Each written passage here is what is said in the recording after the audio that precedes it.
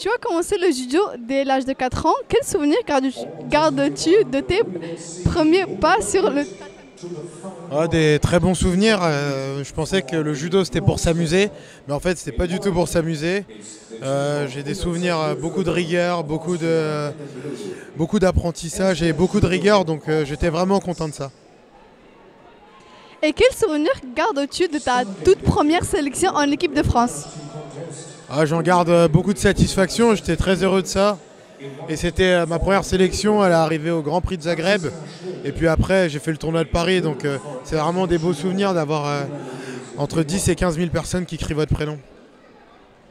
Après ta non-qualification pour les Jeux olympiques de Tokyo en 2021, comment as-tu surmonté cette déception pour revenir encore plus fort? Ah, je suis bien entouré. J'ai ma famille autour de moi et puis voilà, le judo, il faut se remettre en question. J'ai retravaillé, j'ai été concentré sur moi et puis c'est ce que je continue à faire pour revenir plus fort. C'est ce qui m'a permis de faire les JO à Paris. As-tu des rituels d'avant-combat ou un objet porte-bonheur que tu portes lors des compétitions? J'ai pas d'objet porte-bonheur, mais par contre, ouais, j'ai une routine qui est toujours la même. J'ai les mêmes affaires, j'ai la même façon de faire ma valise et tout, donc j'ai pas mal de tocs.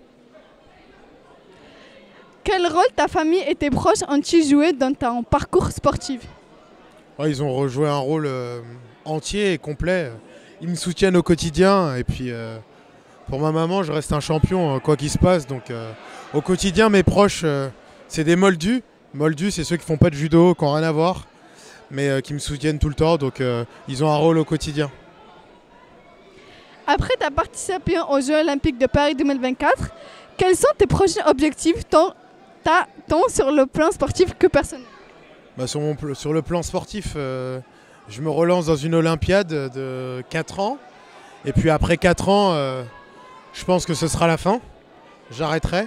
Mais il me reste encore 4 ans. Et puis sur le plan professionnel, j'ai déjà eu tous les diplômes que je devais avoir. Aujourd'hui, j'ai un bac+5. Donc du coup, je peux être uniquement focus sur le judo.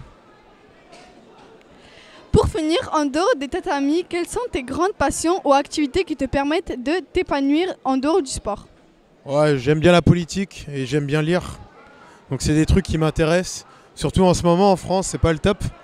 Donc ouais, voilà, c'est des sujets qui m'intéressent beaucoup. Et puis après, passer du temps avec mes proches, c'est important. Merci beaucoup. Merci.